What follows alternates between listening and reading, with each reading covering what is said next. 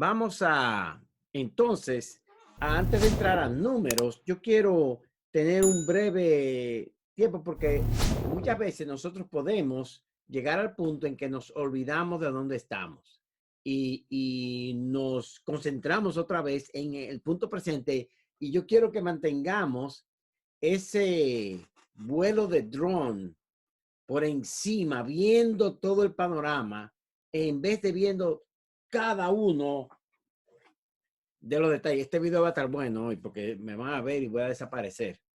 Ah, Viendo cada uno de los detalles que tenemos. Y muchas veces nosotros, pues, podemos errar en ver los detalles. Vamos a mantener el vuelo eh, a vista de vuelo de pájaro. Pero quiero, de nuevo, ahora de una manera más resumida, claro está, que veamos lo que hemos visto hasta ahora. Dios lo creó todo. Todo lo hizo perfecto, pero con su plan eterno detrás de todas las cosas. Primer anuncio de la iglesia, del plan eterno de Dios, de la iglesia, es Génesis 2. Cuando se nos explica la creación de Eva. ¿Cómo sabemos eso? Porque Pablo, inspirado por Dios, explica eso en Efesios 5. Esto habla de Cristo y la iglesia. La, la, el misterio de Cristo y la iglesia, que fue dado como misterio en Adán y Eva, es expresado a través del Antiguo Testamento y especialmente en Efesios capítulo 5, de una manera específica, textual, está allí. Entonces, cuando el hombre peca, Dios no se sorprende por el pecado del hombre, sino que Él ahora toma y, y sigue con su plan. ¿Y cuál es el plan de Dios? Oh, hacer su iglesia. Hacer su iglesia. Darle a Cristo a todos aquellos que Él había ordenado para salvación antes de la fundación del mundo. Y ya vimos cómo el diluvio viene y pocos quedan, y de esos pocos, Cames maldito, Sem, se le da eh, um, el seguir la línea y llegamos a Abraham. Entre todos, una familia de idólatras, Dios escoge a Abraham y le dice a Abraham, ven. Y ahora de Abraham, él toma a Abraham y hace un pacto con Abraham que no es un pacto nuevo, porque es el mismo pacto que hizo con la mujer. La simiente de la mujer aplastará a Satanás. Y esa simiente, esa línea de la simiente sigue hasta Abraham. Dios le dice a Abraham, vas a tener hijos. Abraham tiene a Ismael primero. Esa no es la persona. Y Otto oró muy bien, quita del medio al profesor y que sea tú que nos enseñe.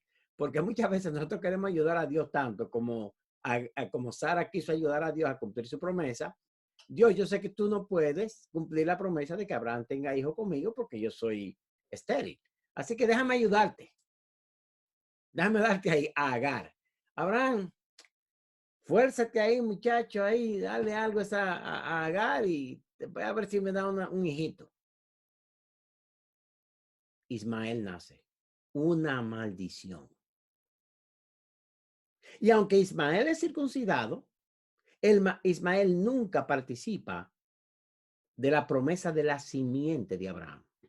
¿Era Ismael simiente de Abraham? Claro que sí. Claro que sí. Era los hijos que tuvo con Setur y esa gente, simiente de Abraham, sí, pero no era la simiente de Abraham. La simiente de Abraham dice Gálatas 3, 15 y 16, es Jesús. Y la promesa fue hecha a Abraham y su simiente. Y esa simiente, dice Pablo, es Cristo. Ahora, ¿cómo iba a llegar a esa simiente física a Cristo? Oh, por Isaac.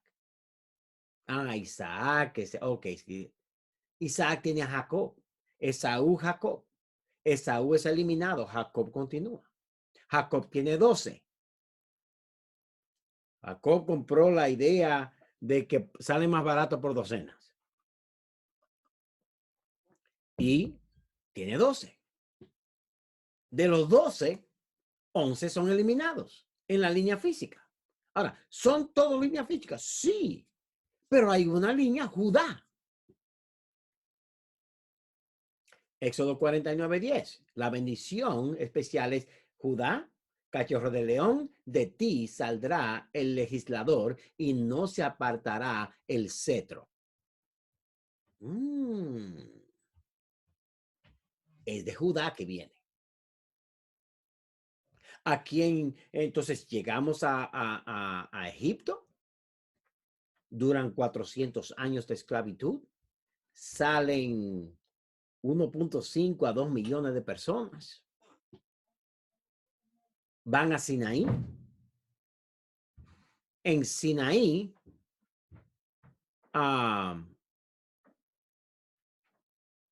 Dios da las leyes.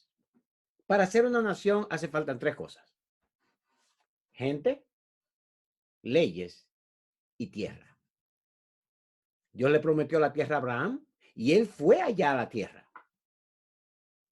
Y aunque él dijo, esta es la tierra prometida, pero esta no es la tierra prometida.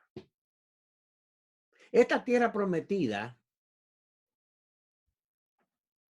tiene un cumplimiento terrenal, temporal, pero yo estoy buscando la tierra prometida, que es la ciudad eterna.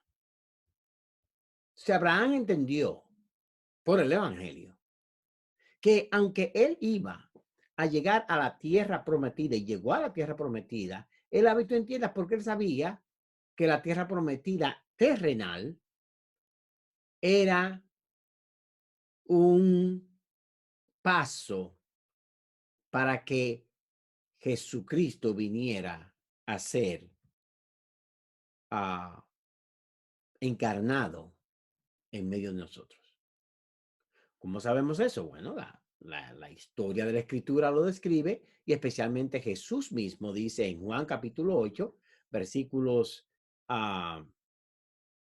en los finales versículos de ese capítulo, cuando Jesús está confrontando a los fariseos, dice Jesús a ellos: ustedes son hijos de Abraham, sí, físicamente, pero no son hijos de Abraham.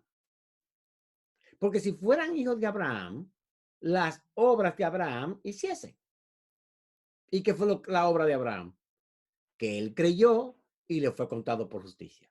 Si ustedes fuesen hijos de Abraham de verdad, oigan bien la diferencia. Ahora, Jesús mismo en el capítulo 8 está haciendo la diferencia entre la simiente espiritual, los hijos de Abraham espirituales y los físicos.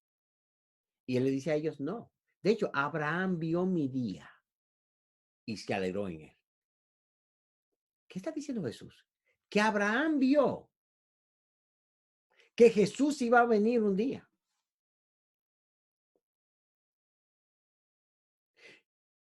Y ellos le dijeron, pero ven acá, ¿tú no tienes 50 años?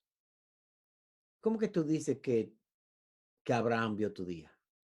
Ellos entendieron perfectamente lo que Jesús dijo. Y Jesús ahí tira unas palabras que son una declaración a muerte. Antes que Abraham fuese, yo soy. Y él usa el nombre de Jehová. El nombre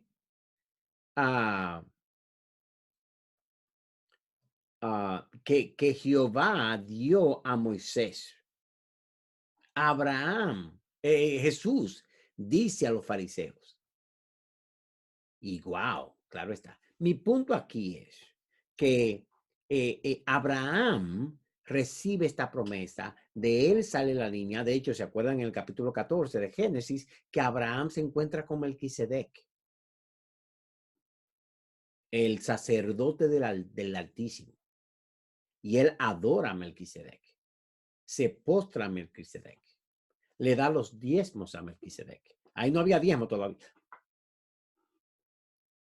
No había ley, mejor dicho. Y dice un texto más tarde, ahora no me viene a la mente, que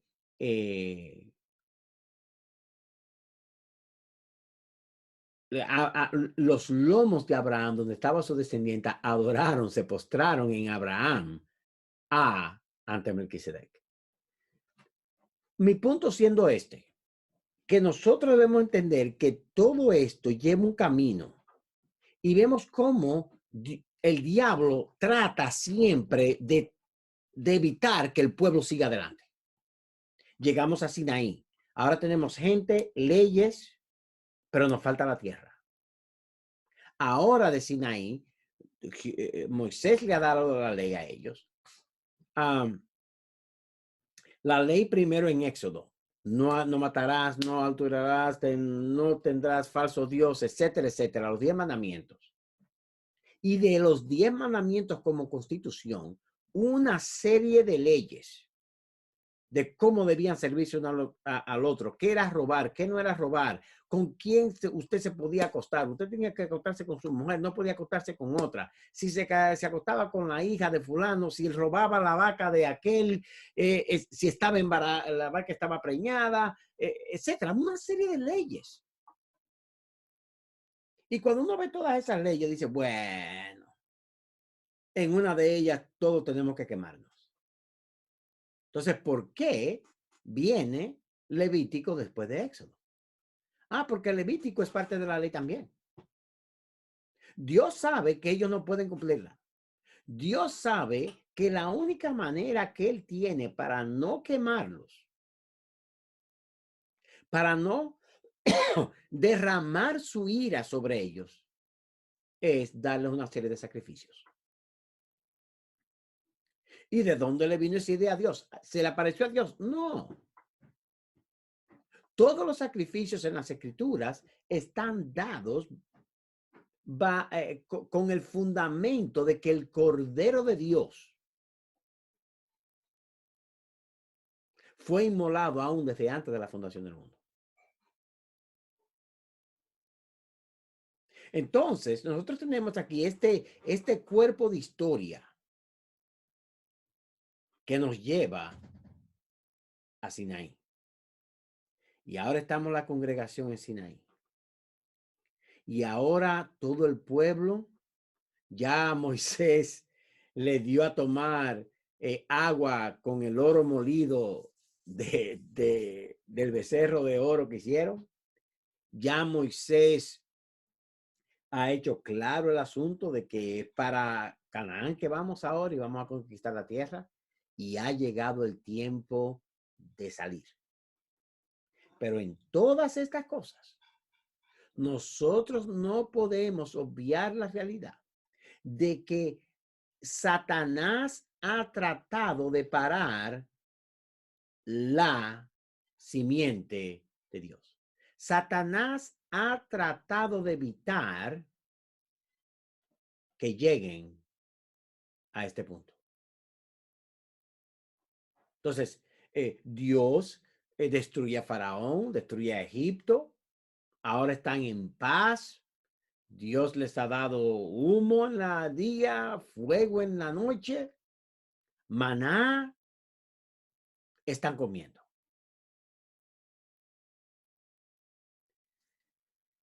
Bien.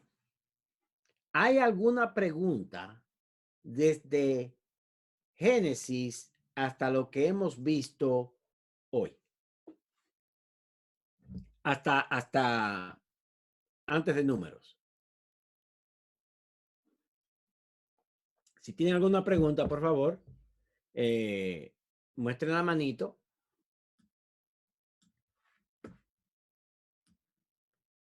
Parece que no hay preguntas.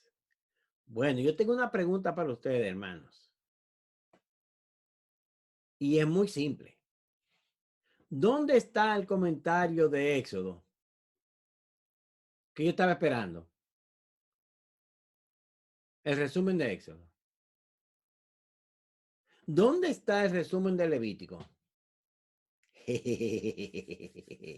A mí lo que me gusta es quemar estudiantes.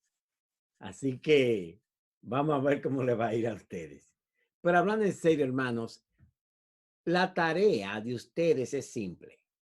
Leer el libro correspondiente de la semana y tener un resumen de lo que aprenden en esta semana. Mándenmelo por email y ya. Así que vamos a ver que me llegan, ¿ok? Porque después, cuando lleguemos a los salmos, eso dura como 10 años y usted no va a poder resumirlo. Así que agárrense ahora y fájense. Hay una pregunta donde Elías Raimundo, no sé quién es. A ver, ¿cuál es la pregunta? La pregunta es, si estamos los creyentes capacitados para obedecer la ley, porque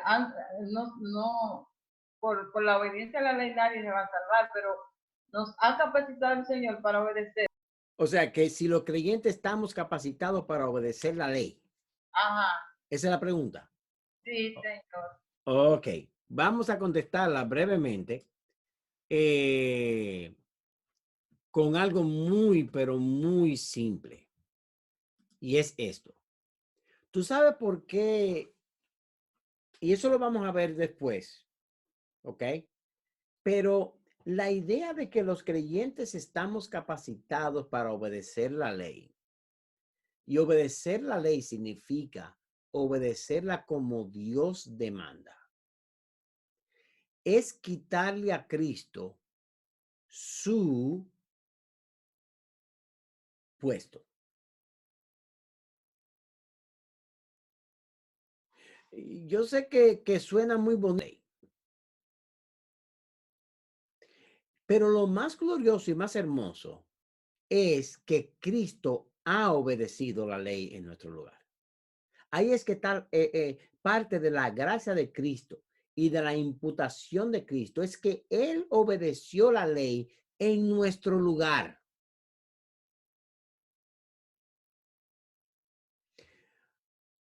Y claro, vamos a hablar de esto, especialmente en el Nuevo Testamento. Vamos a explicar esto un poco más profundo, pero por ahora sírvete entender que recuérdate que aún los creyentes en el Antiguo Testamento tenían que ofrecer sacrificio por sus pecados porque no podían. No podían. Dios les dejó una serie de sacrificios en Levíticos porque él sabía que no podían. Y en el Nuevo Testamento nosotros vemos que Jesús vino, dice, yo no vine a abrogar la ley, yo vine para cumplirla. ¿Por qué tenía Jesús que cumplir la ley, el dador de la ley? No era para justificarse él, era para justificarnos a nosotros, para que Dios nos imputara su justicia por su obediencia. Por eso es que nosotros decimos, y correctamente la Biblia enseña, que la justicia de Dios no es solamente que Él murió en nuestro lugar, es que Él vivió en nuestro lugar. Entonces, la vida de Cristo, la muerte de Cristo, la resurrección de Cristo y la ascensión de Cristo son cosas que Él hizo en nuestro lugar para entonces darnos su resurrección y su ascensión.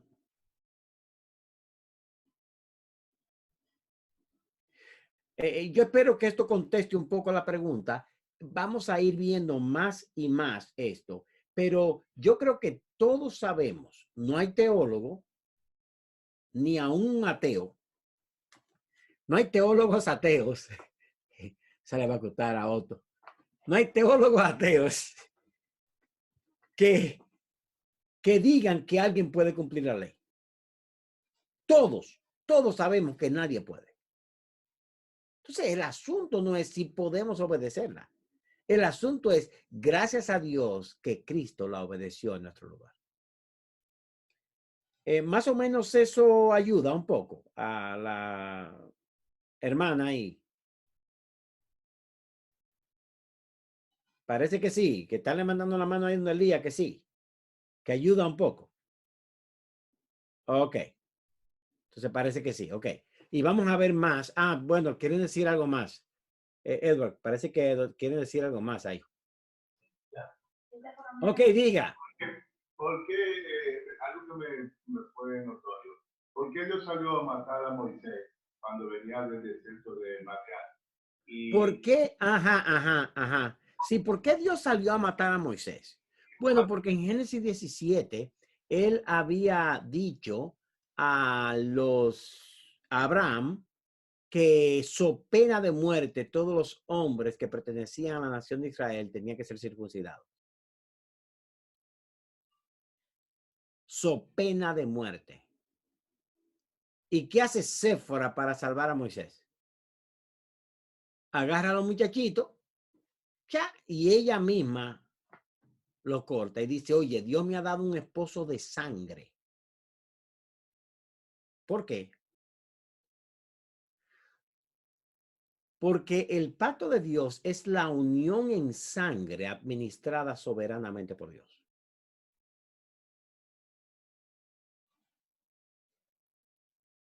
Dios no es sanguinario, pero es sangriento. Y quien no derrama sangre muere.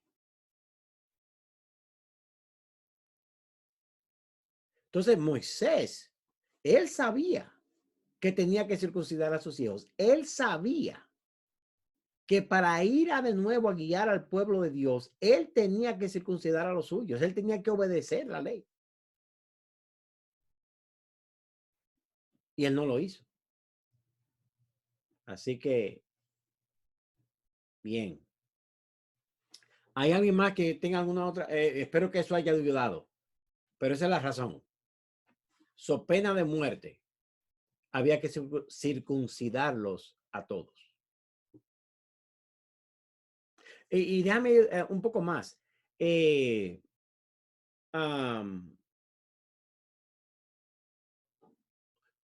el nuevo pacto, todos los que no son circuncidados en el corazón por el Espíritu Santo, no, sus pecados no son cortados por la sangre de Cristo, también están muertos. No hay nadie en el nuevo pacto que no tenga esa circuncisión espiritual. Hay un paralelismo ahí. Ciudad Plenitud tiene preguntas. Me imagino que puede hablar. Está escrito ahí, la escribí. No le oigo. Si se puede acercar un poco al micrófono. Escribimos la pregunta en el chat.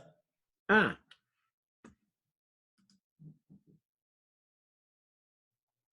¿Por qué Moisés le dio a beber el oro molido con agua del ídolo? Le voy a decir la verdad, hermanos. Gracias a Dios que nosotros tenemos conexiones directas. ¿Aló? Sí, Moisés. Alguien está preguntando aquí que por qué le diste. Ah, ok. Que a él le han hecho esa pregunta muchas veces, que un día vamos a descubrir allá arriba cuando lleguemos cuál fue exactamente la respuesta. Pero parece que lo que podemos decir por ahora es que él les hizo beber como beber la propia consecuencia de su pecado. No sé por qué, ¿ok? No me hagan pregunta de eso, pero no sé por qué me viene a la mente cuando Pablo le dice a los judaizantes, ¿ustedes quieren su circuncisión y volver a rito de Moisés? Sí. ¿Por qué en vez de circuncidarse no se lo cortan por completo? Eso es lo que él dice en el texto. Eso es lo que dice en el texto. Porque debieran mutilarse. ¿Ustedes quieren ser más santos que lo que Dios demanda? Pues está bien, dele para adelante. Parece que Moisés, en cierto modo, les da a beber este oro molido para que ellos mismos se traen en su propia idolatría, su propio pecado. Pero después, no sé, Moisés no quiso agarrar el teléfono, no sé qué pasa con la conexión en internet, pero un día vamos a saber esa respuesta. Si alguien tiene alguna respuesta, preséntela en el chat y vamos a estar bien ahí. Bien, veo la mano del día Raimundo todavía levantada. Porque, ¿qué pasa? Que para estos tiempos las iglesias, con el tema de Séfora, toman eso como que ya son pastoras y por la actitud que tomó Séfora. Y ya yo quería saber también, paralelo a eso que acabo de decir, si era que Moisés y Séfora no eran casados, cuando ella dijo que ahora eres mi esposo de sangre. No. Ellos eran casados y estaban bien. Esa era la esposa de Moisés. Sí. De hecho, él se la ganó peleando con un paquete de malandrines. Sí. No, ahí no había problema. Bien. Si no hay alguna otra pregunta, vamos a entrar en números. Ok. Vamos a números. Números es un libro que si usted quiere recordarlo, puede recordar 1, 3 y 14 y 26. 1, 13, 14 y 26. Si le quiere añadir más número al asunto, ponga el 16 también y el 22. Pero 1, 13 y 14 y 26, el 1 es el primer censo. Ya ahora Moisés ha terminado su discurso, el pueblo ha sido instruido, el tabernáculo ha sido construido y estamos casi a año y medio de la salida de Éxodo. Ellos están ahora haciendo todas las cosas, el tabernáculo, construyendo. Todo parece estar bien y están listos para salir. Y se hace un censo. Un censo. En el censo se cuentan los hombres de 20 años hacia arriba. O sea, los que se cuentan son los hombres, especialmente de 20 años hacia arriba, que pueden pelear. Y uno dirá, pero ven acá, ¿cómo es posible que los que cuentan son los que pueden pelear? No es que los demás no contaban, es que Dios sabe que estos eventos en la historia para traer a su Mesías iba a tener mucha guerra. Entonces, hay que señalar a quiénes son los hombres que van a pelear. Y cuando uno calcula eso, un averaje más o menos de 600,000 hombres, le añade mujeres, niños. Por eso decimos que más o menos quizás 2 millones de personas que salen de Sinaí y empiezan a avanzar a la ciudad, a la tierra de Canaán. Algo muy interesante que hay en este censo es la posición que tienen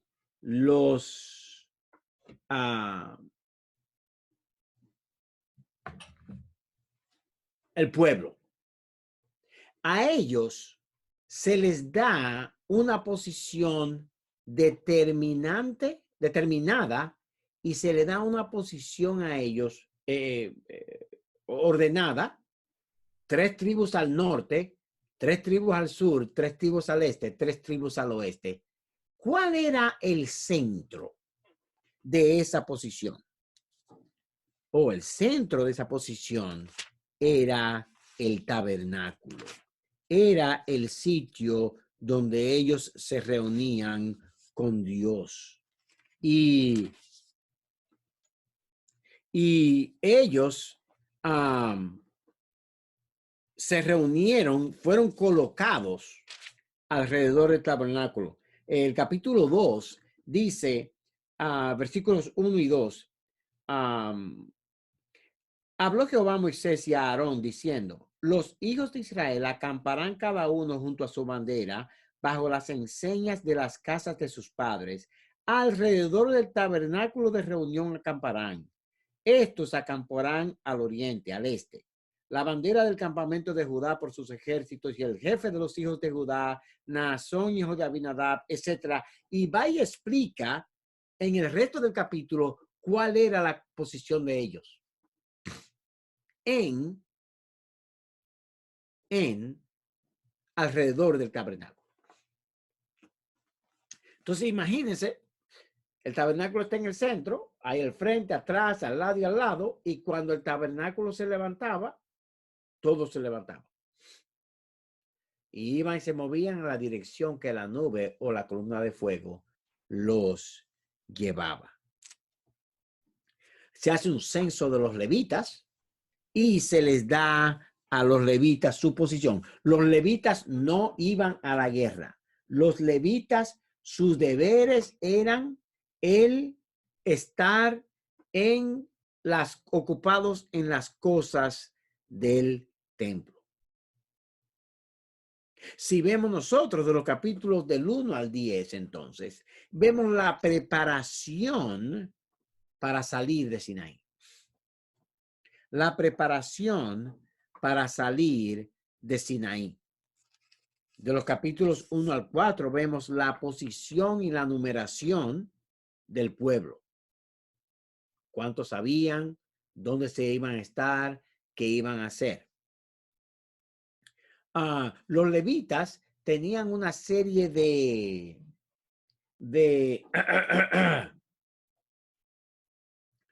el capítulo 4 nosotros vemos la tarea de los levitas y era cada uno tenía una función dentro del tabernáculo y del templo. Por ejemplo, el primer ejemplo que tenemos, y lo voy a dar como ejemplo, es Coat, la familia de Coat, los hijos de Coat.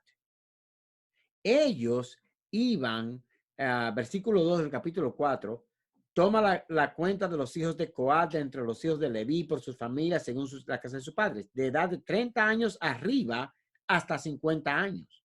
Todos los que entran en compañía para servir en el tabernáculo de reunión. El oficio de los hijos de Coat en el tabernáculo de reunión en el lugar santísimo será este. Cuando haya de mudarse el campamento, vendrán Aarón y sus hijos y desarmarán el velo de la tienda, cubrirán con él el arca del testimonio y pondrán sobre ella la cubierta de pieles de tejones y extenderán encima un paño todo de azul y lo pondrán sus varas. Sobre la mesa de la proposición extenderán un paño azul y sigue explicando cada cosa que los hijos de Coat iban a hacer. Habían otros que estaban encargados de quitar las lonas, envolverlas de cierta forma. Otros estaban encargados de mover las estacas. Cada cual le es dada una tarea. Así que de los capítulos 1 al 4 en Números, vemos la preparación. Los guerreros, los levitas, las posiciones para el movimiento. De los capítulos 5 al 9, nosotros vemos los preceptos de Dios en cuanto a la santificación. Por eso usted ve muchas leyes. Vamos simplemente a un ejemplo por el tiempo. Es el capítulo 5, versículos del 1 al 4. Jehová habló a Moisés diciendo, manda a los hijos de Israel que echen del campamento a todo leproso y a todos los que padecen flujo de semen y a todo contaminado con muerto. Así a hombres como a mujeres echaréis. Fuera del campamento los echaréis para que no contaminen el campamento de aquellos entre los cuales yo habito. Y lo hicieron así los hijos de Israel y los echaron fuera del campamento como Jehová dijo a Moisés. Así lo hicieron los hijos de Israel.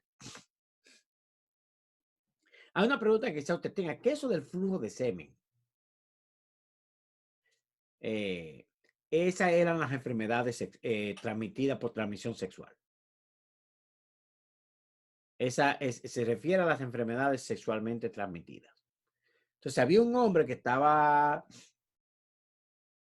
con ese tipo de enfermedad era declarado inmundo y era echado fuera del campamento. Fuera del campamento.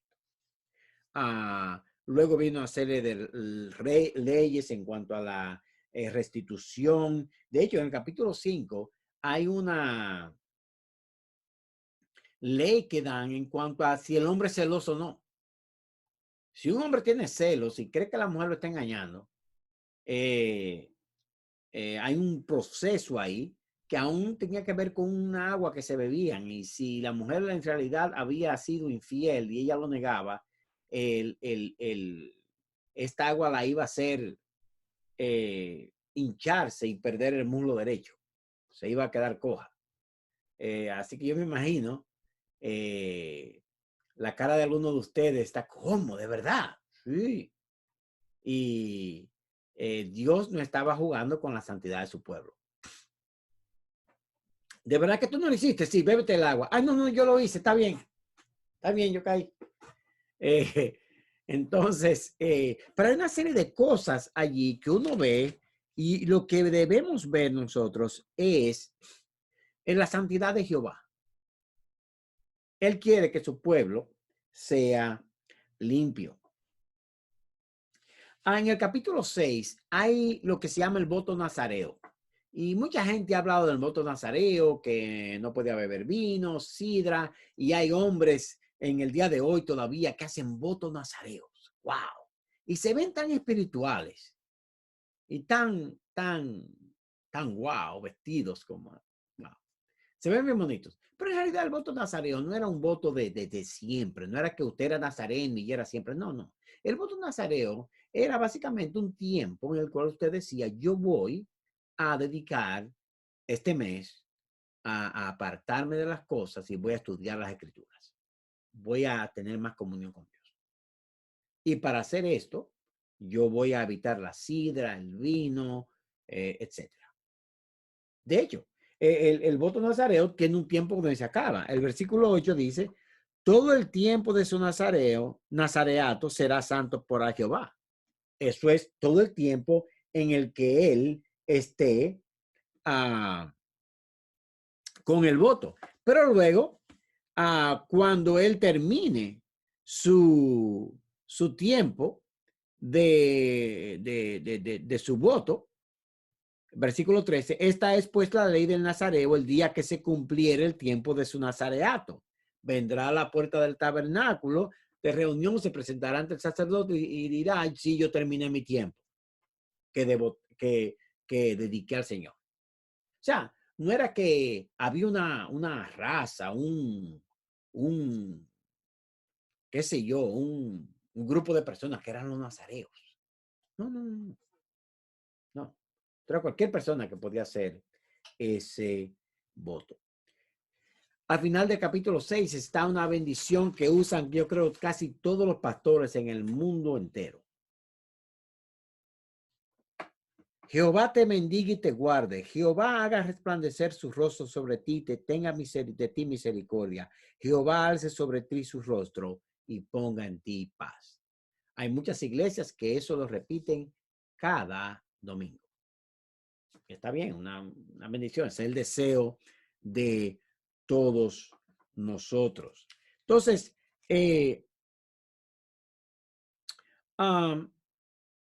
quiero en este punto de los preceptos de Dios y la santificación, en el capítulo 8 se menciona algo muy interesante y que se mencionó anteriormente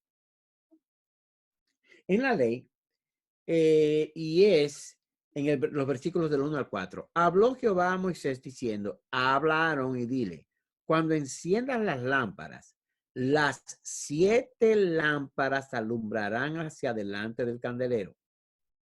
Y Aarón lo hizo así. Encendió hacia la parte anterior del candelero sus lámparas, como Jehová lo mandó a Moisés. Y esta era la hechura del candelero. De oro labrado a martillo, desde su pie hasta sus flores era labrado a martillo, conforme al modelo que Jehová mostró a Moisés. Así hizo el candelero. Voy a abrir una pregunta. Recuérdense, piensen antes de contestar. El que levante la mano, después de darle 30 segundos para pensar, puede tratar de contestar. Dice el texto que Jehová lo hizo conforme, Moisés lo hizo conforme al modelo que Jehová mostró a Moisés. Así hizo el candelero. ¿Cuál era el modelo? No la levantaron. Lía tiene la palabra ahí. Ah, Lía tiene la palabra, pero esa gente está hablando mucho hoy. Dice Liberto, dice Félix, perdón, el modelo que Dios le mostró en el monte Sinaí. Modelo que Dios es el soberano y sabe dar lo mejor. Cada vez que usted no sepa una respuesta en la Biblia, diga Dios es soberano. La respuesta de Elías. Acá, el candelabro tenía la forma de la luz de la vida. El diseño. El diseño es como de la luz de la vida. El árbol de la vida. El árbol de la vida. No. ¿Puedo decir la respuesta? Hay otra. Ok. Recuérdense que el modelo que Moisés hizo según la instrucción que Dios le dio en Éxodo 25 para hacer el candelabro, sí. Pero, ¿cuál fue el modelo que Dios le mostró a Moisés para hacer eso? Ok. A ver. Manito arriba. ¿Se lavaron las manos? Les voy a dar una tarea. La escritura enseña que el modelo del tabernáculo terrenal es una figura copiada del tabernáculo celestial. Exactamente. Aquí ya un hermano me dijo, espérate, eso está en Apocalipsis. Sí. Hebreos explica bien claro que el lugar santísimo de Israel terrenal tenía, era un plano dado por el lugar santísimo del cielo. Ahora, si usted está pensando allá, pues entonces hay algo físico allá. No. No es eso. Es que hay un lugar santísimo en el cielo. El Apocalipsis lo muestra. Y hay un lugar santísimo en el tabernáculo que anuncia, que dice de ese lugar santísimo en el cielo. En Apocalipsis 1 nosotros vemos como el candelabro, los 7 espíritus de Dios estaban frente a él. Y él el candelabro. El Padre está sentado en el trono, capítulo 4, y hay un candelabro, que son los 7 espíritus de Dios. Entonces, cuando veamos el tabernáculo y sus partes, vemos que muestran una manera de entrar a la presencia de Dios.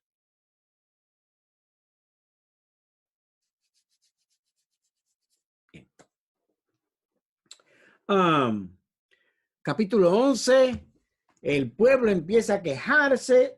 Bueno, mejor dicho, en el capítulo 9 hay la celebración de la Pascua. Se dice cómo deben celebrarla. Y el Señor, pues, celebran la Pascua y ya desde el versículo 15 del capítulo 9, el pueblo se levanta. La nube se levanta. Había en el tabernáculo una nube que aparecía como con un fuego por dentro, y cuando esa nube se levantaba, esa era la señal. Tiempo de moverse. El tabernáculo se levantaba la nube, se armaba el tabernáculo, y una vez que todo estaba según las reglas, según las ordenanzas de Dios, ellos se movían atrás de la nube o de la columna de fuego. Y así el pueblo comienza a moverse hacia la tierra prometida. Capítulo 10 ya está la salida de la región de Sinaí, y una vez que empiezan a moverse y ahora están caminando en desierto, llega algo que pasa. Capítulo 11. El pueblo se queja. ¿Por qué? Porque ya están hartos de comer maná. Hartos de comer la comida que Dios les da. Hartos del desierto. Y desafortunadamente, muchos van y salen de Dios los libra, como que les gusta volver otra vez de vez en cuando. Y aquí tenemos un pueblo que desde este momento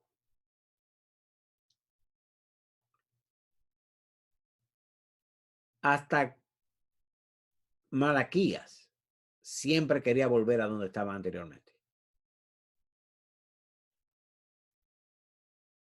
Siempre había un problema con la provisión de Dios o con lo que sea.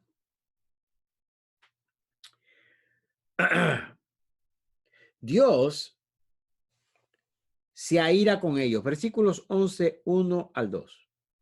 Aconteció que el pueblo se quejó a oídos de Jehová, y lo oyó Jehová y ardió su ira, y se encendió en ellos fuego de Jehová, y consumió uno de los extremos del campamento. Entonces el pueblo clamó a Moisés, y Moisés oró a Jehová, y el fuego se extinguió. Y llamó a aquel lugar Tabera, porque el fuego de Jehová se encendió en ellos.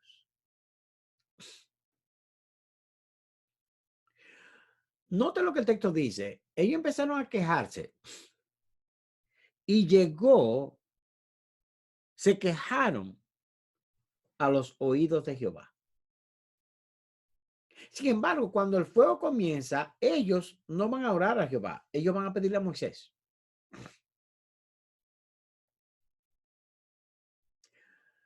Un principio, hermano, la queja y la murmuración son el destornillador y el alicate que usa Satanás, o el desarmador. No sé en Centroamérica cómo le llamarán al alicate. Creí que tenía uno aquí, pero no lo veo. Que Satanás usa para destruir la maquinaria del creyente. Usted quiere una iglesia destruida pronto, tengan a 3 que se quejen. Ay, el pastor, que si el sermón fue largo, que si el sermón fue corto, ay, que la guitarra, ay, que la batería, ay, que la corbata. Cuando hay queja, hermano, mire, Satanás está obrando.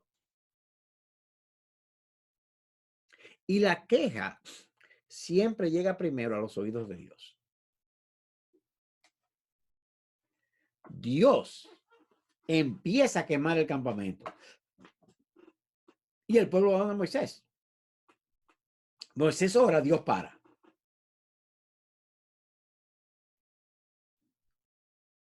¿Cuál es el problema? Maná, todo el tiempo maná. Queremos carne. Dice la escritura que Dios le respondió y le dio carne. Le dio tanta carne que he oído a algunos decir, yo no sé si esto es correcto, pero que había casi como un pie, 12 pulgadas de codornices del suelo, así cubriendo la tierra. Y comieron codornices, dice la escritura, al punto, el versículo 30 dice, aún estaba la carne entre los dientes de ellos antes que fuese masticada. Cuando la ira de Jehová se encendió en el pueblo, e hirió Jehová al pueblo con una plaga muy grande. Y llamó el nombre de aquel lugar Kibrot a Taaba, por cuanto allí sepultaron al pueblo codicioso.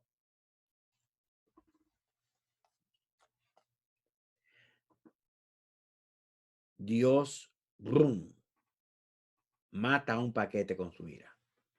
¿Tú quieres comer carne? Sí, come carne. La última cena. Porque es que la provisión de Dios no es suficiente. Es que a mí me gustan las otras muchachitas ahí afuera. Es que a mí me gustan los hombres que van a la discoteca. Es que, y siempre tenemos una queja.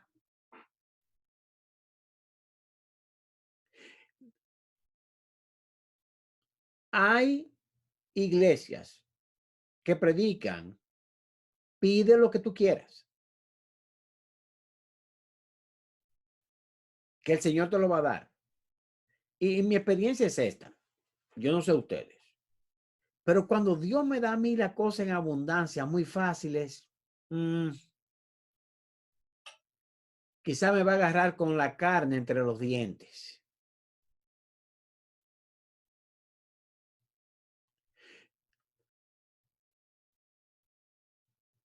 Un amigo de nosotros que se llama el pastor Don Theobald, es un amigo de Canadá, a quien conocemos muy bien hace muchos años. Y creo que él cita a C.S. Lewis, quien dice que el cielo va a estar lleno de personas que le dijeron al Señor, hágase tu voluntad. Y el infierno va a estar lleno de las personas a quienes Dios les dijo, hágase tu voluntad.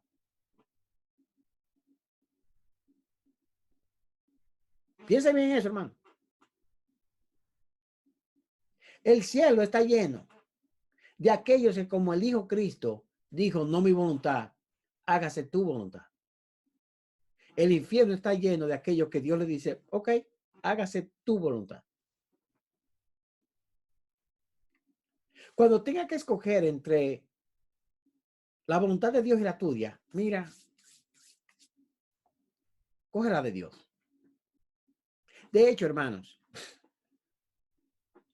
la queja aquí, quejarse, es una manera de orar. Fíjese bien que le llegó a los oídos a Dios. La queja es una oración. Dios, tú estás mal. Dios, tú no sabes lo que tú estás haciendo. Dios, tú me tienes que tratar bien a mí. Dios, tú tienes que. Y en muchas iglesias se nos enseña, pide por tu boca.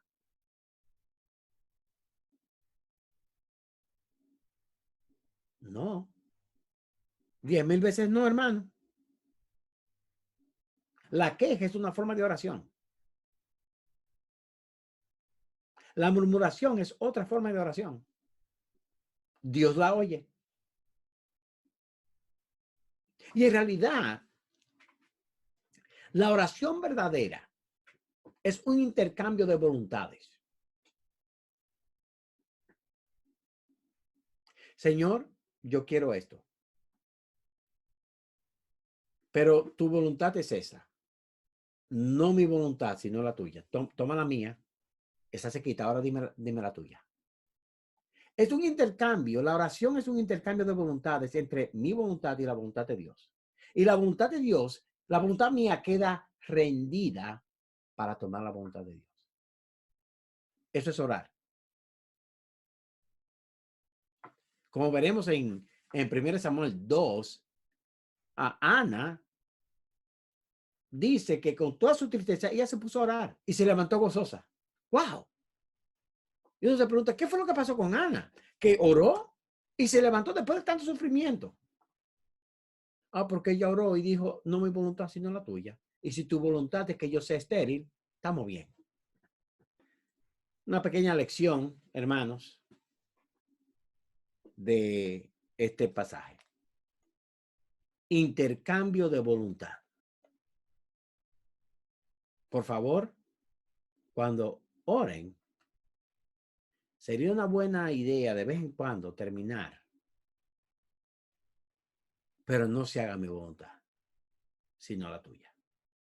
Capítulo 12, María y Aarón se levantan contra Moisés, se quejan y wow. Mire lo que Dios le dice a María y a Aarón. Versículo 5, capítulo 12. Entonces Jehová descendió en la columna de la nube y se puso a la puerta del tabernáculo y llamó a Aarón y a María y salieron ambos. Y él les dijo: oíd ahora mis palabras. Cuando haya entre vosotros profetas de Jehová, le apareceré en visión, en sueños hablaré con él. Oiga esto. Yo le voy a dar profeta a ustedes. Pero a esos profetas que yo le voy a dar, yo le hablaré a ellos en sueños, en visiones. No así a mi siervo Moisés, que es fiel en toda mi casa. Y dice Hebreos 3, que Moisés fue siervo en su casa. Cara a cara hablaré con él, y claramente, y no por figuras, y verá la apariencia de Jehová. ¿Por qué? Pues no tuvisteis temor de hablar contra mi siervo Moisés. Y Dios castiga a María y a Aarón con lepra. Luego ellos piden perdón, etcétera. Pero mi punto es que la queja, la murmuración, no solamente ha afectado al pueblo, sino a María, la hermana de Moisés, que la llevó en la canasta, en el río, y lo crió, esa misma. Y a Aarón, el otro hermano. Y lo llevó a murmurar a Moisés, en contra de ellos. ¿Y cuál fue la queja de ellos? Versículo 2. Y dijeron: solamente por Moisés ha hablado Jehová. ¿No ha hablado también por nosotros?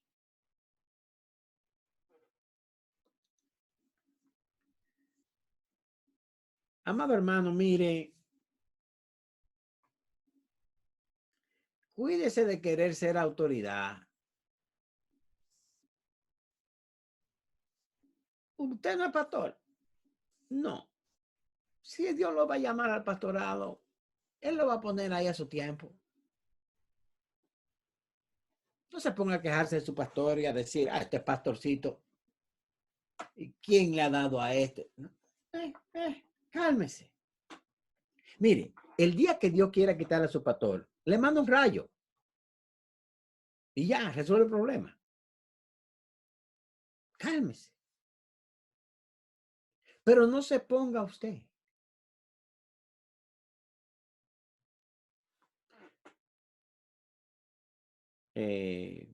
Hemos tenido la experiencia, algunos de nosotros, me imagino, de hombres que quieren ser pastores. Y no hay manera de pararlos. Y uno desafortunadamente los ve cómo se destruyen. Da pena. Da pena verlos.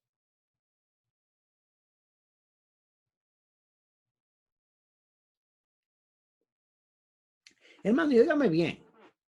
María y Aarón empiezan a decir esto después de todo lo que ha pasado. Después del Mar Rojo, de las 10 plagas, del monte Sinaí, de la ley, de todo. Eso pasa, hermano, cuando nosotros no estamos conformes con la voluntad de Dios. Con la voluntad de Dios. Hay una mano levantada. Sí, es un buen tiempo para hacer una pregunta. Así que, de nuevo allá, vamos a cambiarle ese nombre al día Raimundo, los preguntones. van a tener su última política. Mire, hermano, sobre el tema que causó, ya sea porque ellos tuvieron algo, lo tenían hace tiempo, una envidia vieja, pero aquí el texto en el versículo 1, ayúdanos a entender porque habla de que a causa de la mujer cita.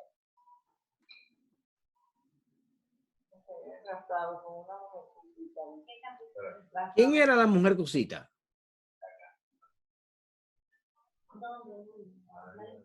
Séfora. No, Era ya. Recuérdense que él se fue, Moisés se fue a buscar y se casó con una mujer que no era israelita.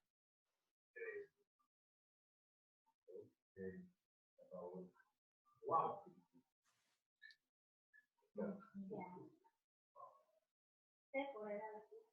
Pero en esta hablamos mudo. ¿Quién?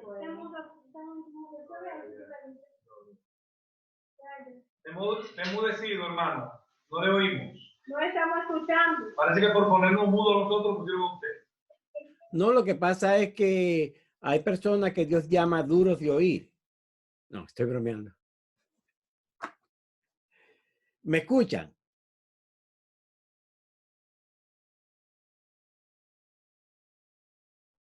¿No me escuchan?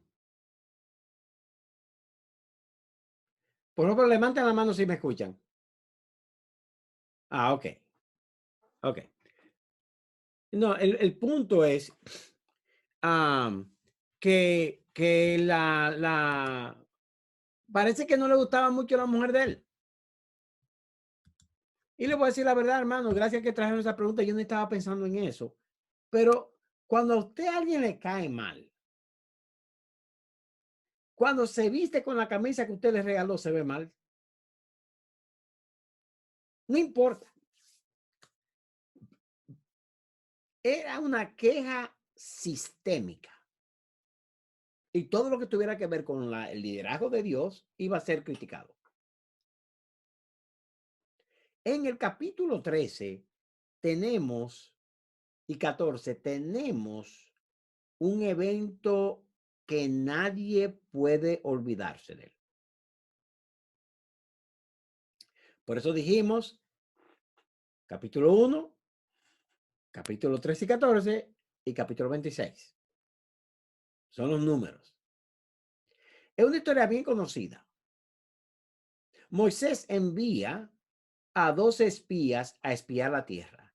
Ellos entran bien que la tierra es como la había prometido, fluye leche y miel. Eso indica que es productora.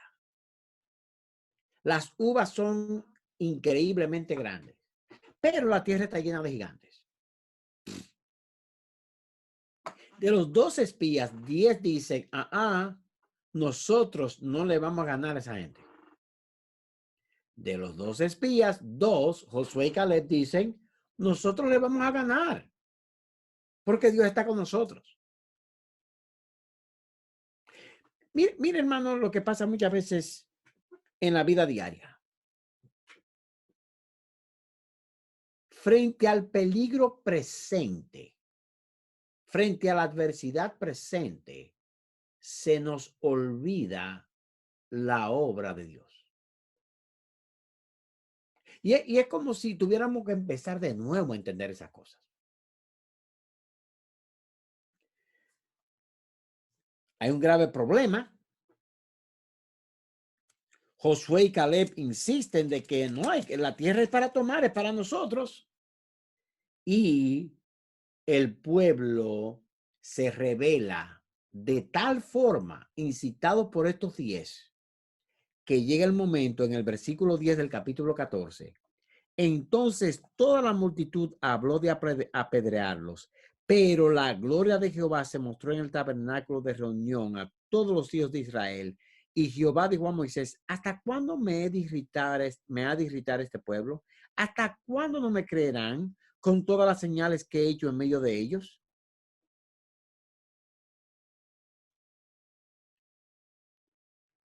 Óigame,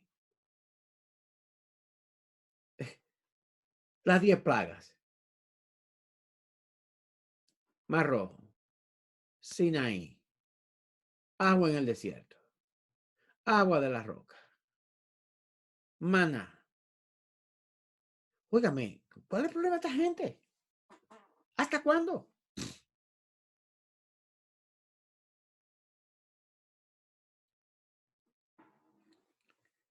La respuesta de Moisés es de nuevo, espérate, hasta que tú cumplas tu palabra de que vas a traer al Mesías.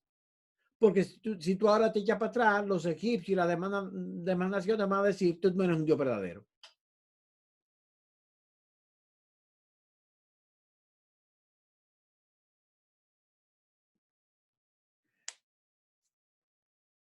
Levanten la mano a los que yo veo aquí. ¿A cuántos de ustedes Dios salvó a pesar de sus pecados?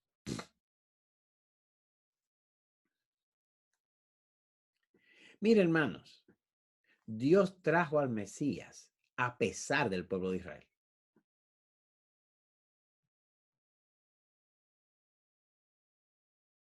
El pueblo de Israel no estuvo muy de acuerdo con esto. En otras palabras, hermanos, el pacto salvífico de Dios es administrado por Dios todo el tiempo. Porque si Dios confía al hombre para hacer su obra, estamos fritos. Estamos fritos.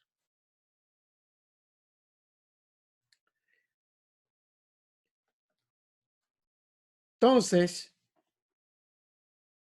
versículo 20. Entonces Jehová dijo, yo lo he perdonado conforme a tu dicho, mas tan ciertamente como vivo yo y mi gloria llena toda la tierra, todos los que vieron mi gloria y mis señales que he hecho en Egipto y en el desierto, y me han tentado ya 10 veces y no han oído mi voz, no verán la tierra de la cual juré a sus padres. No, ninguno de los que me han irritado la verá. ¿Cuántas plagas hubieron? 10. Ya desde Sinaí hasta ahora, dice Jehová, ellos ya me han tentado 10 veces. Aquí se acabó. Ninguno de ellos verá la tierra prometida. Ninguno de ellos la verá. Pero a mi siervo Caleb, por cuanto hubo en él otro espíritu y decidió ir en pos de mí, yo le meteré en la tierra donde entró y su descendencia la tendrá en posesión. Ahora bien, el amalecita y el cananeo habitan en el valle. Volveos mañana y salid al desierto, camino del Mar Rojo. Y mire, hermanos, dice el versículo 29, en este desierto caerán vuestros cuerpos. Todo el número de los que fueron contados de entre vosotros, de 20 años arriba, los cuales han murmurado contra mí. Vosotros a la verdad no entraréis en la tierra por la cual alcé mi mano y juré que os haría habitar en ella, exceptuando a Caleb, hijo de Jefone, y a Josué, hijo de Nun. Pero a los hijos de ustedes, que ustedes le dijeron en los devocionales familiares, mira, estamos en un desierto aquí, el Señor nos ha traído para devorarnos, para destruirnos, para quitarnos la vida. Ese Dios es malísimo. A esos hijos los entraré a la tierra para que cuando entren digan, cógelo, mi papá era un mentiroso.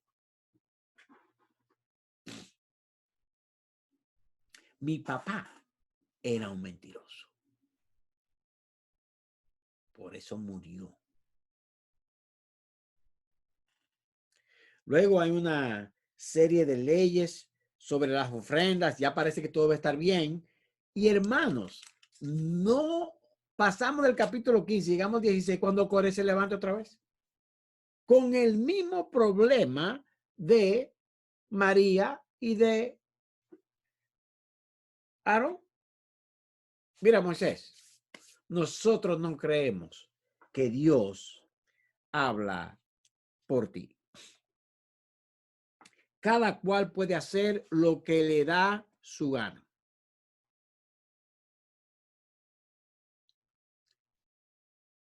Moisés hizo una línea y le dijo, mire, lo que tengo en Coré, párense allá. Lo que tengo nosotros, lo que crean que Dios, párense aquí. Y dijo Moisés, versículo 28, capítulo 16.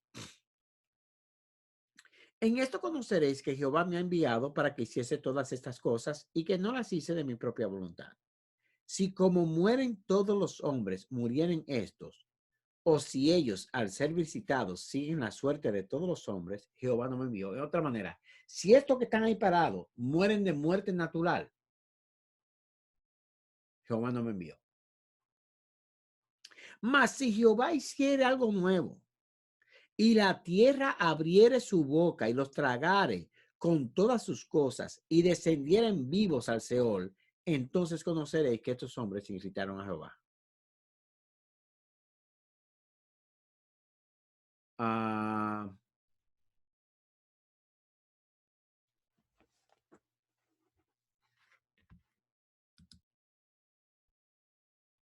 Edward, hay un mensaje de Levi. Él no puede escuchar nada, no sé qué es. Quizás es su teléfono. Pero todos están escuchando. Ok. Levi parece que es su problema.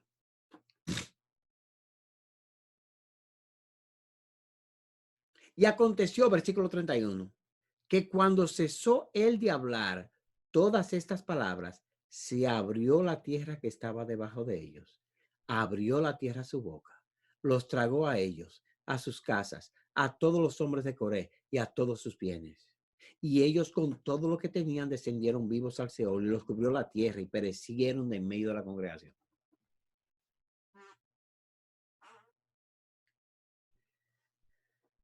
Capítulo 19.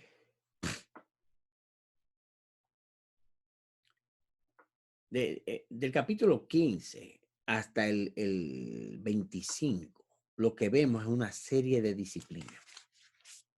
La purificación de los inmundos, el lavamiento de los sacerdocios, cómo debían hacer cada cosa.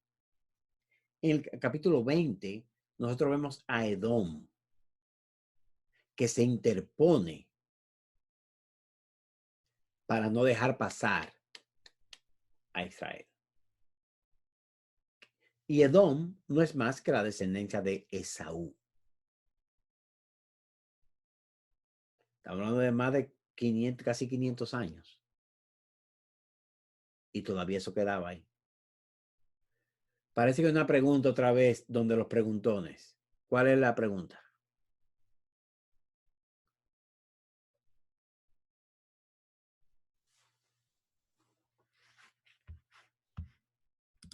¿Cuál es la pregunta de allá? Los hijos de Coré pasaron con Moisés, porque no son los que aparecen en los salmos. Hermano, no lo puedo escuchar. Los hijos de Coré pasaron con Moisés. Esos son los Coré que aparecen en los salmos. No, no, no, no, no, no, no, no. No, no, esto es otra cosa. Hay un core que aparece en los salmos que se habla de ellos, pero hay un core también que no es de la familia amada.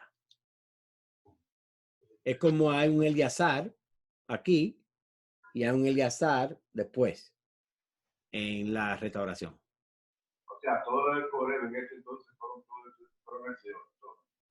¿Cómo? Es una cosa decir Coré como nombre. A este Coré se lo tragó la tierra con toda la familia de ellos. Ok. Bien.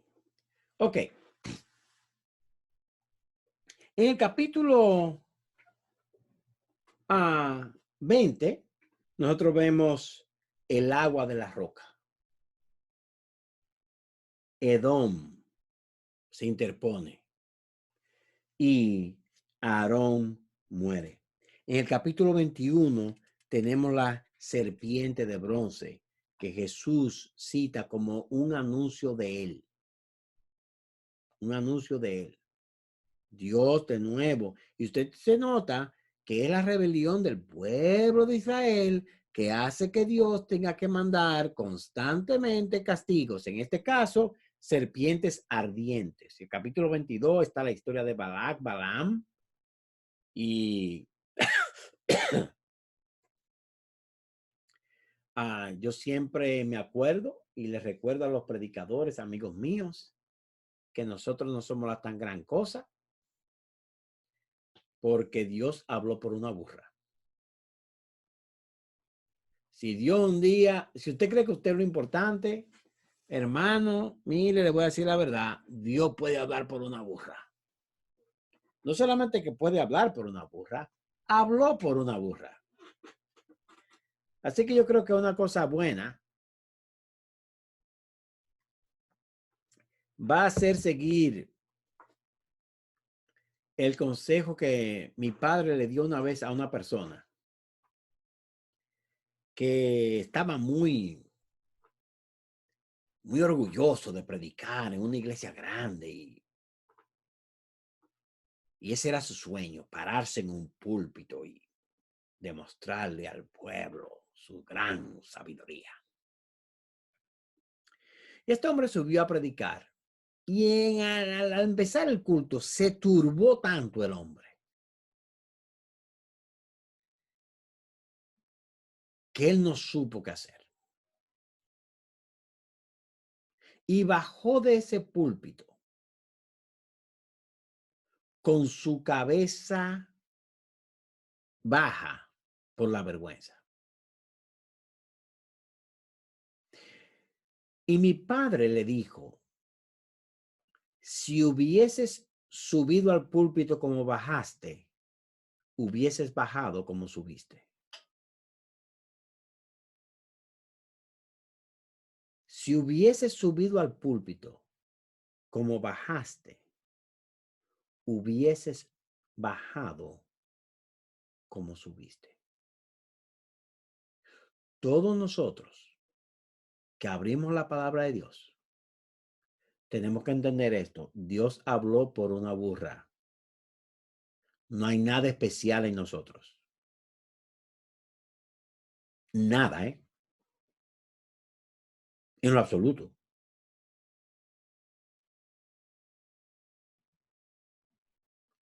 Por la gracia de Dios somos siervos de Dios. Y todos somos siervos de Dios.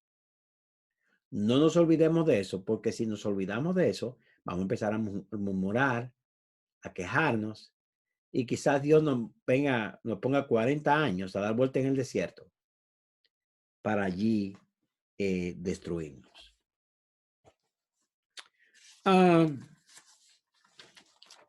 Los capítulos del 26 al 36 forman lo que diríamos la preparación ahora para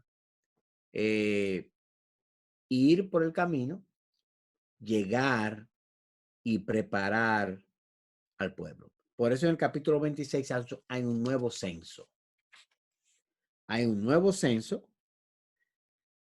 Y el 26 capítulo 1 comienza diciendo, el capítulo 26 versículo 1, aconteció después de la mortandad que Jehová habló a Moisés y a Eleazar, hijo del sacerdote Aarón, diciendo, tomad el censo de toda la congregación de los hijos de Israel, de 20 años arriba por las casas de sus padres, todos los que pueden salir a la guerra en Israel. Y Moisés y el sacerdote Eleazar hablaron con ellos en los campos de Moab, junto al Jordán, frente a Jericó, diciendo, y le explican cómo iban a contar el censo. El censo comenzó en el capítulo 1 con la misma frase, pero ahora iban a contar a aquellos de 20 años para arriba que no habían muerto. Que no habían muerto. Los hijos de Falú, y miren los versículos 9 y 10. Los hijos de Eliab, Nemuel, Datán, Abiram. Estos Datán y Abiram fueron los del consejo de la congregación que se rebelaron contra Moisés y Aarón con el grupo de Coré cuando se rebelaron contra Jehová. Y la tierra abrió su boca y los tragó a ellos y a Coré. Cuando aquel grupo murió, cuando consumió el fuego de 250 varones para servir de escarmiento. Mas los hijos de Coré no murieron. O sea, aquí hay descendientes de Coré que no murieron. Ahora,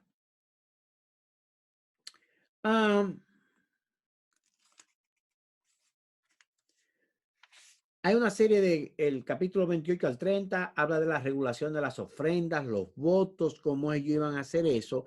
Y en los capítulos 31 al 36 se da el mapa de cómo ellos iban a dividir la tierra.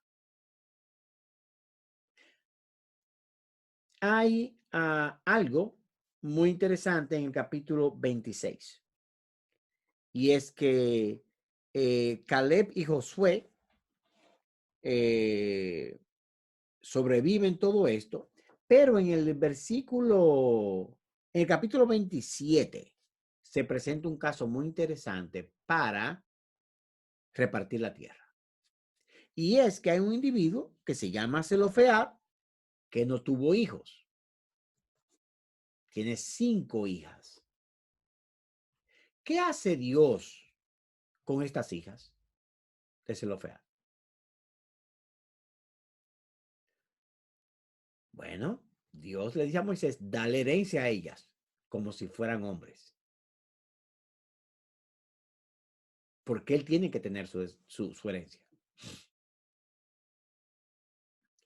Y este texto, este capítulo 27, quita la idea de que Dios es machista, como le llaman. De hecho,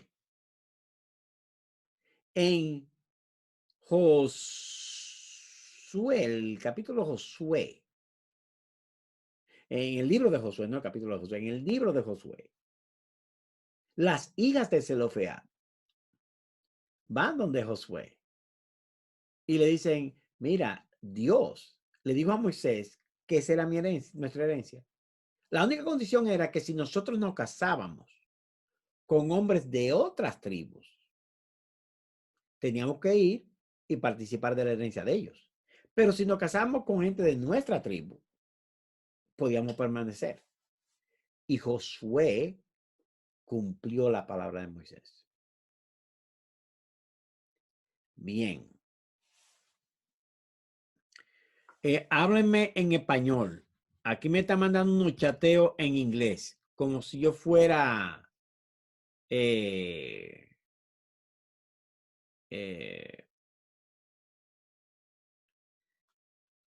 por qué los hijos de Coré no murieron.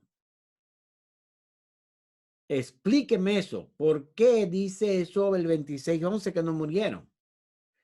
Bueno, esa pregunta es muy difícil de contestar, pero yo se la voy a contestar con lo que puedo ahora mismo. Ellos no murieron porque la tierra no se lo tragó. Si se lo hubiera tragado, mueren, pero no se lo tragó. No sé. Bien.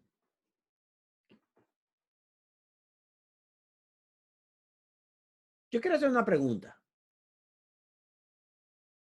No, yo no quiero hacer una pregunta. Yo voy a hacer una pregunta. Y quiero que ustedes piensen un poquito. ¿Cuál fue la actividad más común de las familias en los 40 años en el desierto? ¿Cuál era la actividad más común de las familias? Alguien dice idolatrías y quejas. Dice Levi, quejarse. La murmuración. A ver quién más, escriba. Al día Raimundo, ya usted hace muchas preguntas. Escriban. Las quejas. Alguien que lo ponga ahí un texto. La queja, la murmuración era la actividad familiar más común. Ya se movieron la gente ahí donde Elías Raimundo van a escribir algo ahora mismo y lo van a poner para que ellos sepan que ellos saben escribir. Pero básicamente tenemos aquí quejarse, la murmuración, las quejas, las quejas. ¿Cuál era la actividad principal de las familias durante esos 40 años en el desierto?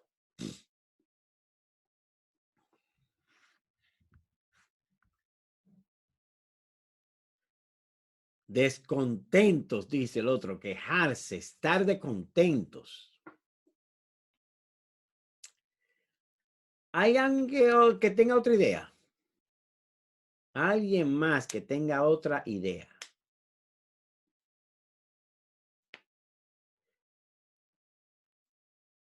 Ciudad Plenitud, alguien me ha dicho ahí, estar en desacuerdo con la voluntad de Dios. Otro señor, no voy a decir el nombre de él para que no la fusilen después, dice comer era la actividad principal. No, ni le gustaba la comida.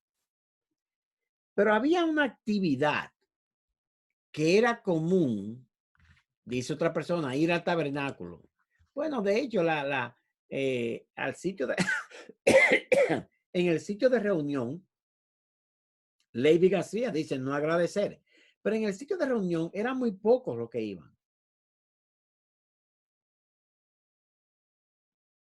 Hermanos, yo quiero que piensen bien en esto.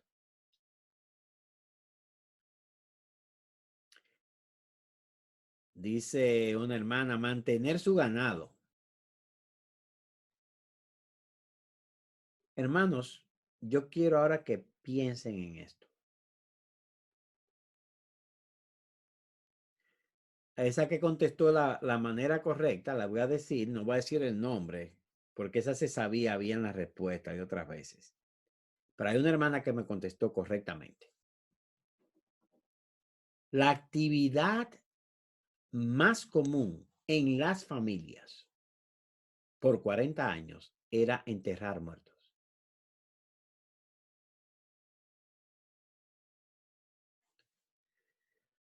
Todos los jefes de familia murieron, excepto por Josué y Caleb.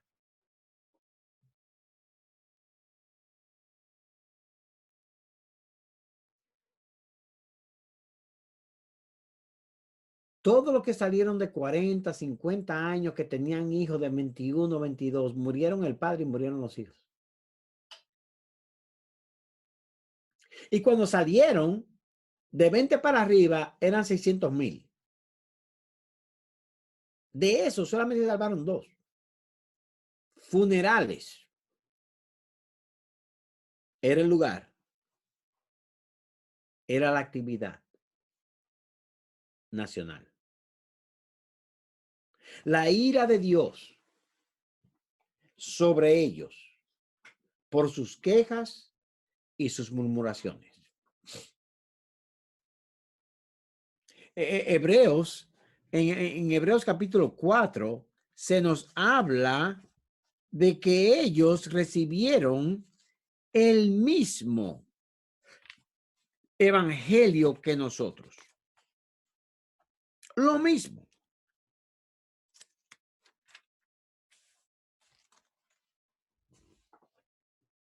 Y a nosotros se nos dice, temamos, pues, no sea que permaneciendo aún la promesa de entrar en su reposo, alguno de vosotros parezca no haberlo alcanzado. Porque también a nosotros se nos ha anunciado la buena nueva como a ellos, pero no les aprovechó el oír la palabra por no ir acompañada de fe en los que la oyeron. Pero los que hemos creído entramos en el reposo de la manera que dijo, por tanto juré en mi ira, no entrarán en mi reposo. Dios en su ira llegó a un punto en que dijo a ese pueblo, a todos los de 20 años hacia arriba, no van a entrar en mi reposo.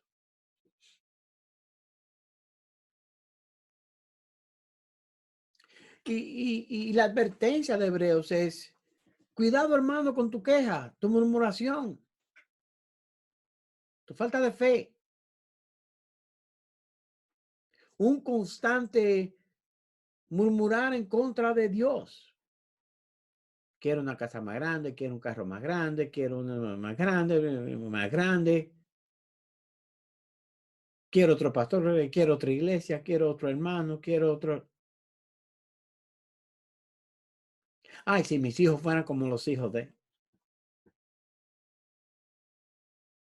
Y sin saberlo, nosotros hacemos lo mismo. Ahora, voy a dar esta ilustración y luego abrimos para preguntas.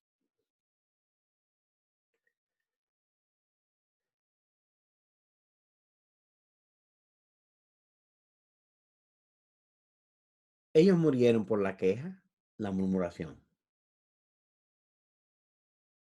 Se quedaron en el desierto.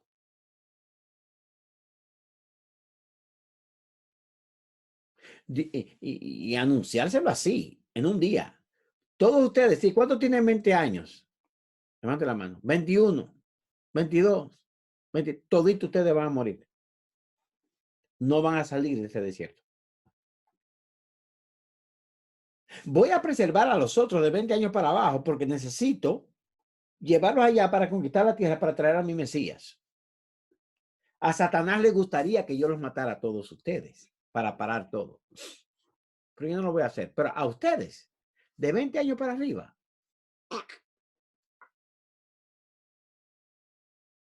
Y por la queja, la murmuración.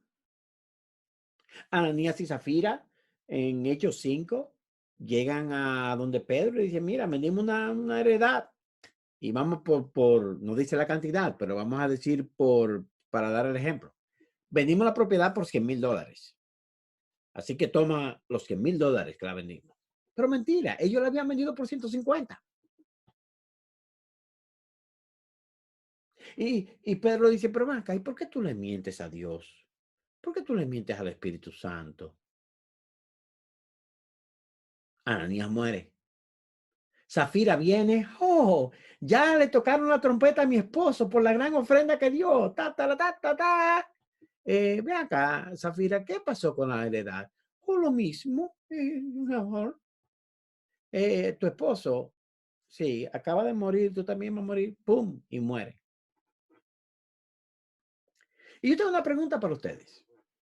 Y quiero que la piensen por un momento.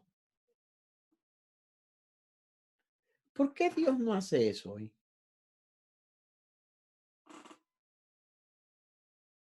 ¿Por qué Dios no mata 5 o 6 los domingos en la mañana? Yo a veces le digo a mi congregación que gracias a Dios que yo no tengo el poder de Dios, porque mi iglesia fue una iglesia de 35,000 millones de gente. Porque todos los domingos yo me despacharía 3 o 4. ¡Ey, hoy va a morir tú y tú! ¡Fua! Y lo esfumo. Y la gente por ver el show viene a la iglesia, aunque lo maten a ellos también. Alguien me escribió algo que no voy a decir lo que es. Pero ¿por qué Dios no hace eso hoy?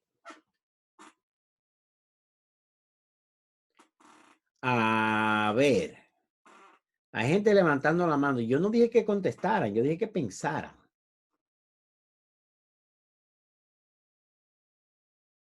Yo le pienso en un momento, hermanos. Queja, murmuración.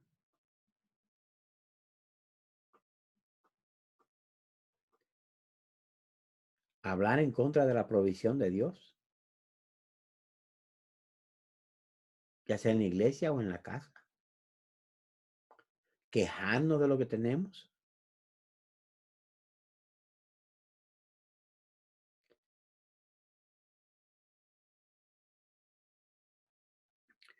¿Por qué no nos ha matado Dios?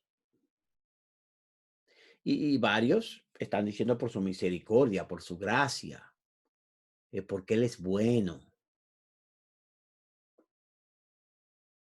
Y hermanos, yo tengo mala noticia para ustedes.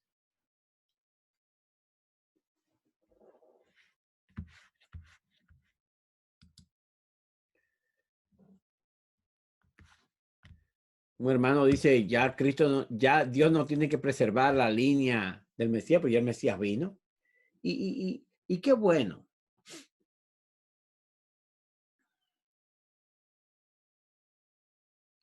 Pero yo quiero, hermanos, que escuchen un momento.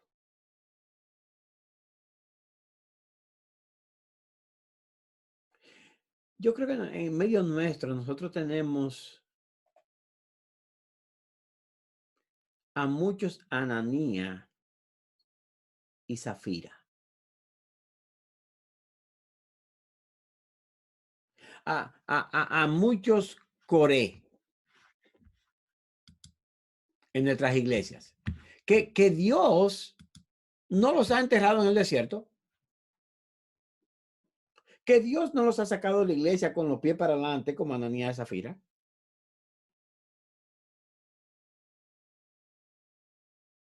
Pero que están muertos.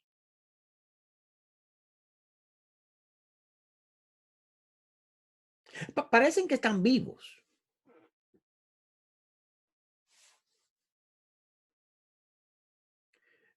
Parece que sí, que están. Pero no son más que la caspa. Están en el cuerpo, pero son células muertas. Y uno ve la falta de fruto. Y aún en la persistencia en la murmuración, la persistencia en no someterse, la persistencia en vivir como les parece.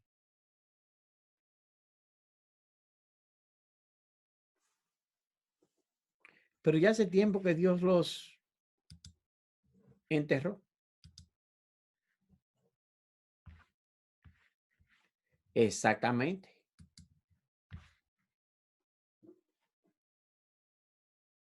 Son muertos en vida. Parece que son, pero no hay santidad. No tienen. No hay gozo. No hay manera de hablar con ellos sin que haya palabra de queja. Lo que me falta, lo que no van a. Alguien escribió, son zombies. Bueno, está tétrico eso. Pero me entienden, hermanos.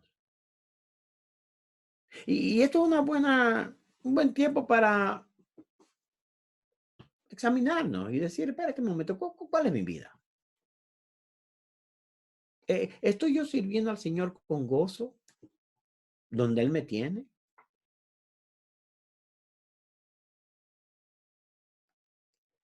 ¿Estoy yo agradecido a Dios por la salvación que me ha dado, mis hermanos? Mire, yo como pastor, y me imagino que los pastores que están aquí en la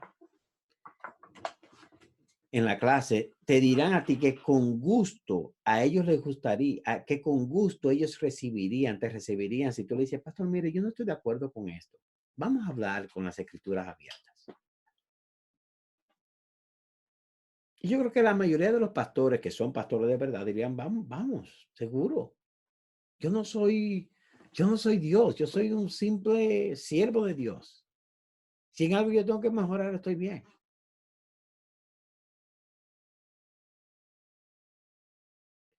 Pero si la actitud tuya es, ese pastor no sirve, ay, que me voy, ay, que si mañana, ay, que si ya. No. Ahora, si el pastor no sirve y no está calificado y hay que salir, hay que salir. No estamos diciendo que no. Pero cuando Dios está ahí y las cosas se están haciendo bíblicamente, hermano, vamos a servir con gozo en nuestros hogares. Ya hice la pregunta anterior, pero se lo voy a preguntar otra vez a las damas. ¿Cuántas de ustedes les gustaría estar casada con el rey David? Gloria a Dios. Soy esposa del rey David. Tiene hijos que son incontables. Dice una hermana de nuestra iglesia, ¡no! Tiene hijos por donde quiera.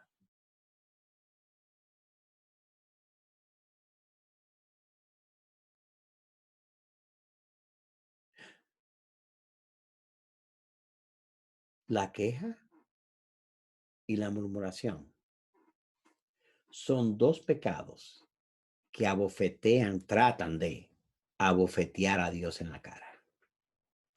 Tú no sabes lo que tú estás haciendo. Yo necesito más. Quiero más. A mí hay que darme más.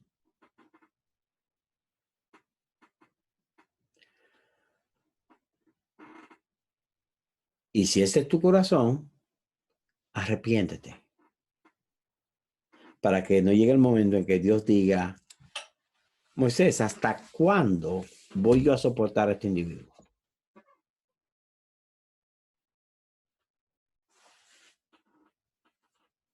Números.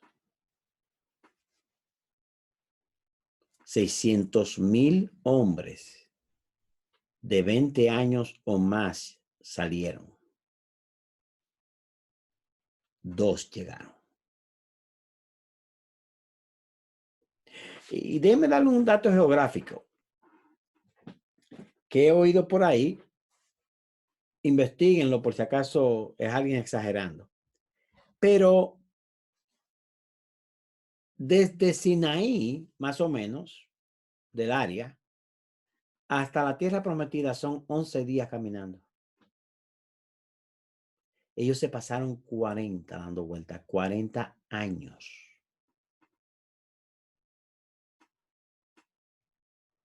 40 años. ¿Por qué? Porque llegaron temprano al borde que podían entrar.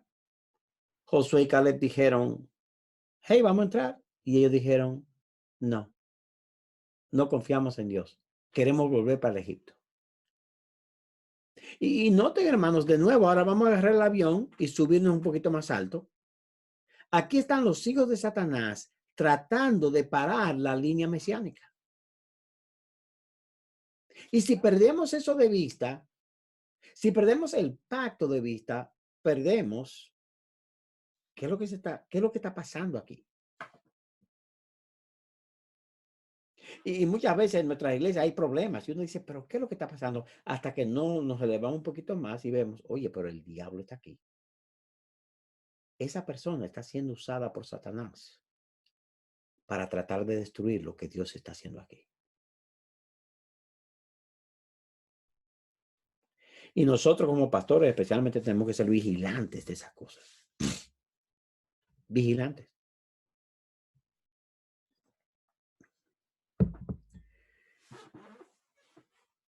Capítulo 1, censo. Capítulo 13 y 14, rebelión.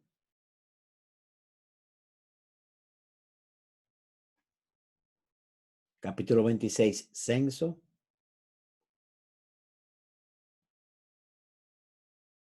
Y salen. Un momento, que aquí me acaban de dar un... ¡Wow! Aquí alguien me acaba de dar una nota y por eso, hermano, yo voy a decir la verdad, yo no sé nada de matemáticas. Yo sé 2 más 2 son 4, pero alguien me acaba de dar una nota, no la he investigado, pero que morían 42,000 hombres diarios.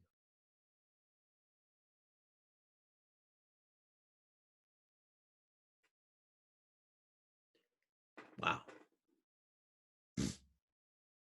Imagínense. Fuente, no sé, búscate un calculador ahí. Divide a 600,000 entre 40, entre 365, pues multiplicado por 40, a ver qué te da.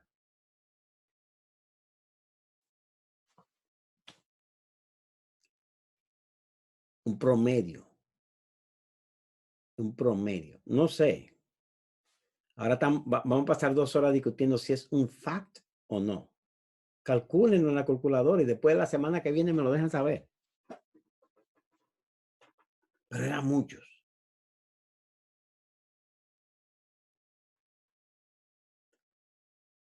Eran muchos.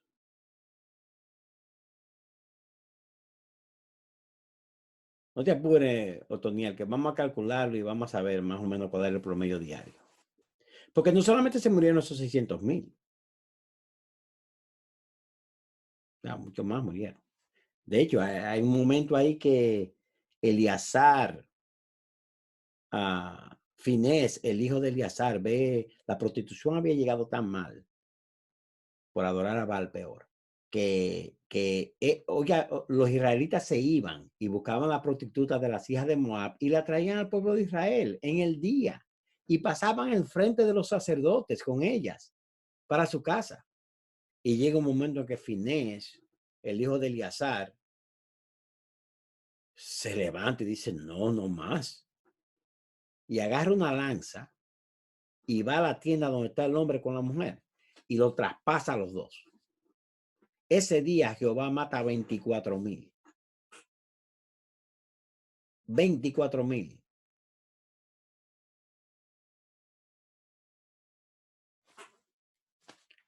Era mucho que morir. Bien, ¿alguna pregunta o comentario del libro de Números o de cualquier otra pregunta? Tenemos un par de minutos aquí.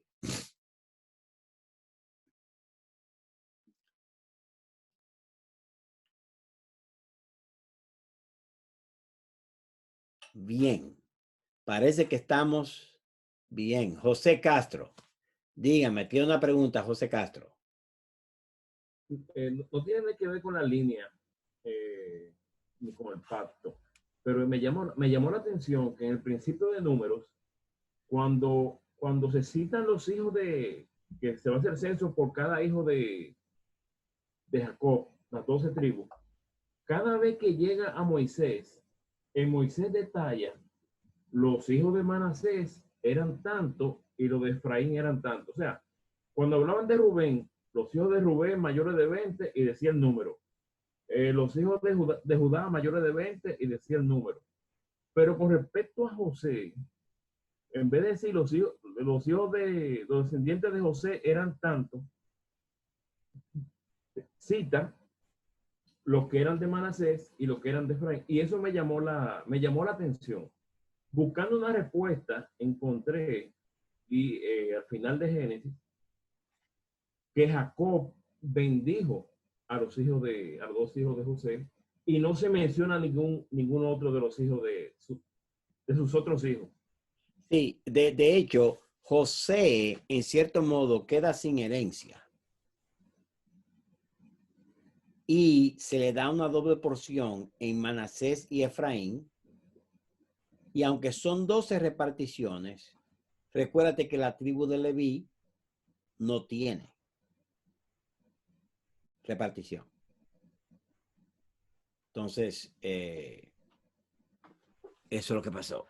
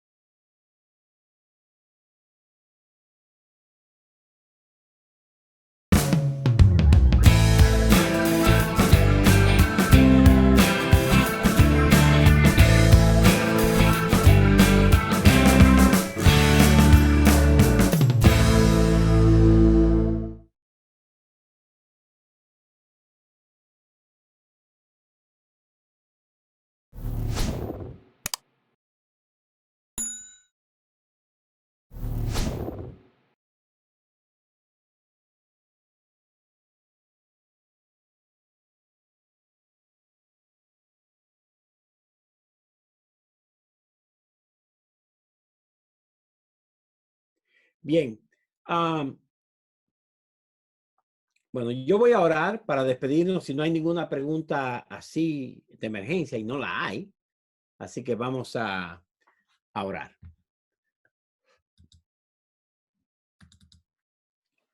Amante Padre Celestial, quítanos la murmuración y la queja. Arranca eso de raíz. Permite que acatemos tu ley, que veamos tu plan, lo que tú estás haciendo con nosotros en este tiempo. Y nos des el gozo de que cada una de las iglesias representadas aquí te sirvan con gozo, con los dones que tú nos has dado, con los recursos que nos has dado.